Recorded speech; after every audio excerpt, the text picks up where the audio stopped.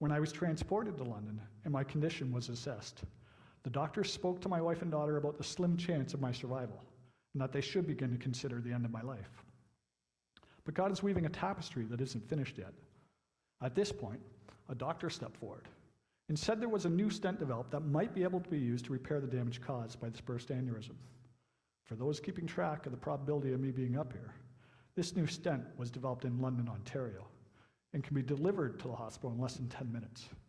And as I mentioned, I was now in London because this was the only option to the doctors in Kitchener at the time. If you are still not convinced, the tapestry continues, as do the insurmountable odds.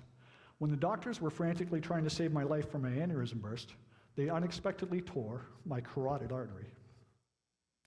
That event definitely reduced those odds again. The loss and disruption of blood in my brain also caused me to have a stroke. If you have lost count of the odds of me being up here, I don't blame you. They are clearly insurmountable.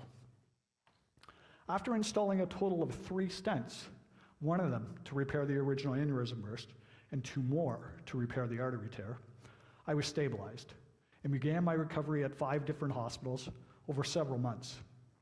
This healing and recovery still continues today.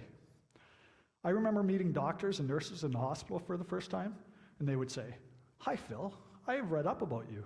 You have been through quite the ordeal." I heard this multiple times at different hospitals by many different people. So much, in fact, that I thought it was a hospital policy to greet people this way. While I was recovering, I was oblivious to the miracle that was being done in my life, and I actually remember thinking, that's a strange way to introduce yourself. That person in the bed next to mine, haven't they been through quite the ordeal? Or that person in the room across the hall, haven't they been through quite the ordeal? Today I know. They said this because after reading about the events I just outlined, they too realized the odds of me being there to talk to were beyond their own calculations. In January of 2023, I was admitted to my 5th hospital to begin rehabilitation. At that time, I was given a balance and coordination test. I scored 33 out of 56 on that test. I was informed that any score of 35 or less is considered a fall risk, and I would require special treatment and attention to reduce that risk. I was also informed that I should expect an average stay at this hospital anywhere from 6 weeks to as long as 3 months. At a later date, I again was given that same balance and coordination test. This time, however, I scored 55 out of 56, and it was decided it was time for me to be discharged and continue my recovery at home. From the time I was admitted to this hospital and tested 33 out of 56, to the time I was discharged with a new test score of 55 out of 56, was not 6 weeks.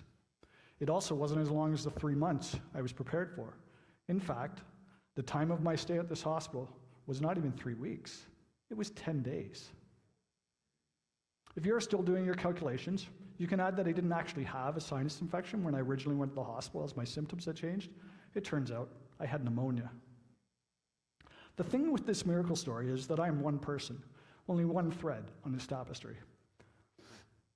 As dramatic as this story is, and I assure you this is not the whole story, there are many miracles that God is doing while this tapestry is being made, and many of you, like me, are being used by God in these miracles.